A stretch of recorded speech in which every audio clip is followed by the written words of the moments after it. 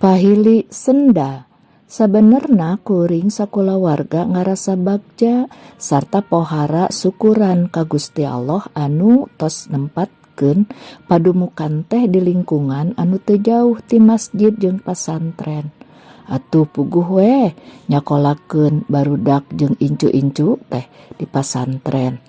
Setiap aya kagiatan-kagiatan keagamaan anu diayakeun ku pangurus eta masjid, geus pasti kuring sakulawarga sok miluan tara kaliwat.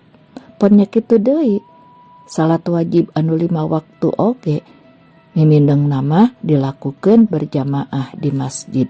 Resep pisan. Hate ngarasa ti istingtrim bisa campur gaul jeung ahli masjid.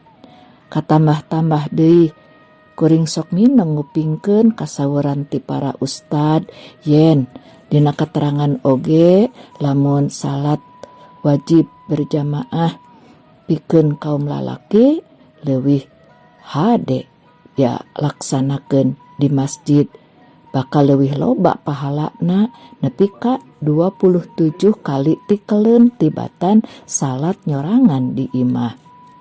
Sakali mangsa kuring kungsi ngalaman hiji kajadian anu matak pikaseurieun. Lamun inget teh kana eta kajadian sok nyenghel seuri sorangan. Kumaha kajadianana? Kieu. Harita rengse berjamaah salat Isya, kuring kaluar ti masjid rek balik, tapi barang rek make sendal kasampak ngan aya sabelah. Nah kamana nya sabelah deui? Gerentes hate. Luak liuk panon neneangan kaditu kadieu. Tapi oleh teu kapanggih anu sabelah deui. Ngan aya oge gigireun sendal kuring teh sendal sabelah. Tapi da lain pasanganana.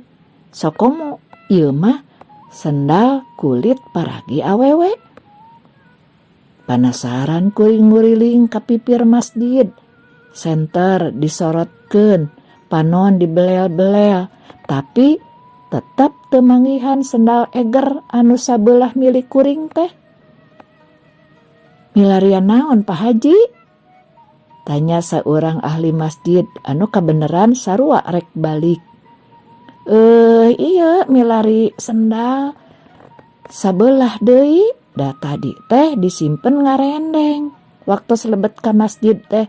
Tapi ayeuna teu aya, ceuk kuring, oleh teu kaharti. Mainnya aya anu nyumputkeun mah. Nah hate teh. Aduh hawatos teuing atuh Pak Haji, cenahna deui. Meakeun kapanasaran sakali deui kuring ngoreleng neangan ka pipir masjid dibantuan ku ahli masjid tadi.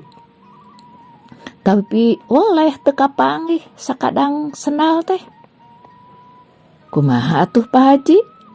Manawi ke ari salat subuh urang paripih rupina aya anu pagentos. Cenahna deui kuring ngan bati unggeuk. Terus manehna amitan ka kuring rek balik ti heula bari teu poho uluk salam. Antukna kuring ge balik bari kapaksa make sendal sisirangan. Leuheung mun duanana sendal paragi lalaki mah. Da ieu mah nu hiji sendal lalaki, nu hiji sendal kulit paragi awewe. Hari rek teu dipake, suku sieun jablog, mangkaning tadi sore tas hujan. Kuharianeun pisan jalma anu balik ti heula, na teu boga rarasaan kitu. Sendalna geus pahili. Hate medeng keheul tuh dah jadi kuring anu katempuhan. Kuring terus lempang muru ka imah gagancangan hayang gerak tepi. Pangpangna sieun aya nu ningali cenah meureun.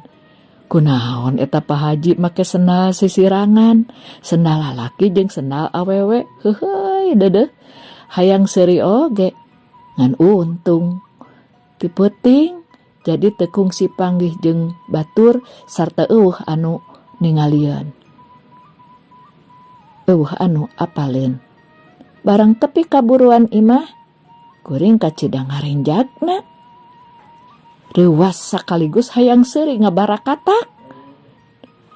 Nah atuh pas ningali kana hareupeun lawang panto, aya sapasang sendal ngarendeng, nu hiji sendal eger milik kuring, nu hiji deui sendal kulit milik pun bojo.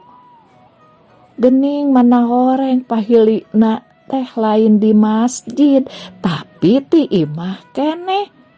Oh nya kakara inget tadi indit ka masjid teh rurusuhan sabab adan geus ngalang-laung. Geus ngumandangkeun hayya alal falah, bakat kusieun katinggalin salat berjamaah nepikeun ka teu nyadar make sendal sisirangan. Hehehe. Baraya sadayana eta pangalaman Pak Haji teh. Matak teu kenging rurusuhannya bilih pahili sendal, mangga kabaraya sadayana diantos like sareng komena.